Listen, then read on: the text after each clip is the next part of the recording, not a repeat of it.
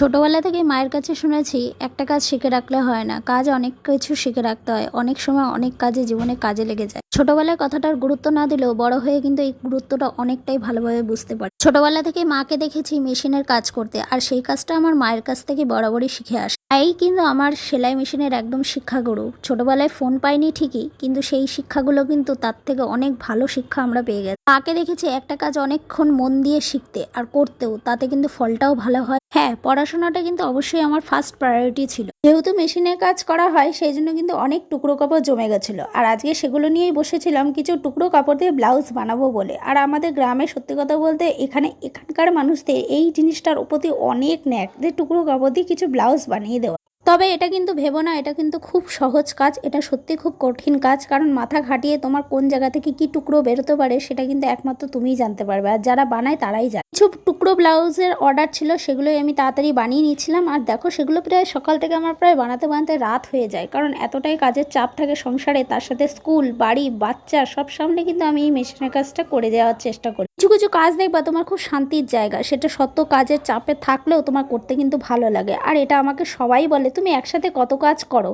সত্যি কথা বলতে আমার কিন্তু কোনো কিছুই সাধ্য বলে মনে হয় না। আমি মনে করি সময় দিতে পারলে সব কাজই অল্প অল্প করে করা যায়। হ্যাঁ, তার সাথে কিন্তু তোমার অবশ্যই ইচ্ছা শক্তিটা থাকতে হবে। তোমার ক্লান্তিবোধ থাকলেও তোমার ইচ্ছা শক্তি যদি না থাকে, তাহলে তুমি কিন্তু সেই কাজটা করতে পারবে না। আজকে ছিল বুদ্ধ পূর্ণিমা। বুদ্ধ পূর্ণিমা উপলক্ষে কিন্তু আজকে আমাদের রাতে নিমন্ত্রণও ছিল। সেই ঠাকুরই কিন্তু আমাদের বাড়ির পাশ দিয়ে পাস হচ্ছিল। চৈত্র বৈশাখে এই গরমের সিজনটাই কিন্তু একমাত্র আমের সিজন, কাঁচা আম। আর সেই আমের কিন্তু আমি আচার খেতে খুবই ভালোবাসি, চাটনি বলো তার সাথে। আর সেগুলোই কিন্তু আমি বানিয়েছিলাম। ঝড়ে কিন্তু আম পড়েছিল অনেক জায়গায়, সেগুলো কিন্তু কুড়িয়ে এনেছি এমনটা ভেবো না। আমার বর বাজার থেকে কিনে এনেছিল, সেটা দিয়েই কিন্তু আমি আমের আচার বানিয়েছিলাম। সকালবেলায় ব্লাউজ কাটা নিয়ে বসেছিলাম, আর পুরো রাত হয়ে গেল বানাতে বানাতে, কারণ আর আবার যাবো রাতে নিমন্ত্রণে, সেটার জন্য তাড়াতাড়ি বানানো, পরের দিন থাকবো না। তো আজকের ভিডিওটা কেমন লাগলো সবাই লাইক কমেন্ট শেয়ার করো।